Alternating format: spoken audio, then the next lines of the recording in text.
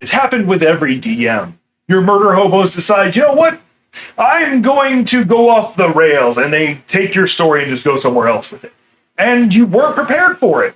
And so you have to start improvising, and you can only improvise so much and make the story fit and be grand. And what do? Let me explain to you about the illusion of choice. Welcome back. This is Jack. All right. The illusion of choice is a very simple concept. If you railroad your players, they will feel powerless. They'll feel like they are not doing anything, unless you're just playing with players who just want to go dungeon diving constantly and don't care about story. But that's another conversation. So what you do is you have to present them choices. Let's take this for example.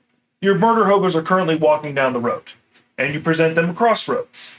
They could go to Rivertown, because every world has a Rivertown, or they could go to Agrabah, a desert place that is full of, think a lad. Now, you want them to go to Rivertown. Everything that they have done up to this point makes you feel like they're going to go to Rivertown. So you create this epic adventure that they're going to enjoy over there. And then they choose Agrabah. What do you do in this scenario? Do you now have to rush to make a story about something to introduce them over to Agrabah and then build a world around it?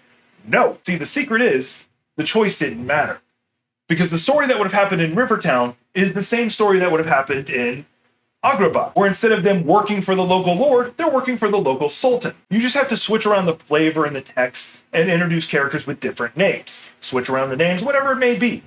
But ultimately, you told the same story. You were prepared in both cases. You wrote the story and then prepared alternate names for everybody. And then if later on they go to Rivertown, you've had plenty of time to create that alternate story. That is the illusion of choice. Now, this is not able to be used in every scenario. There are plenty of cases where players will go off the rails and you can't predict what they're going to do, especially in combat, depending on the experience of the players. But generally speaking, when it comes to the narrative point, you can use something like this to control the story and not have to be forced to improvise indefinitely. You got any questions and you want any advice about D&D, or you got things about manga, anime, comics, movies, games, comment section down below.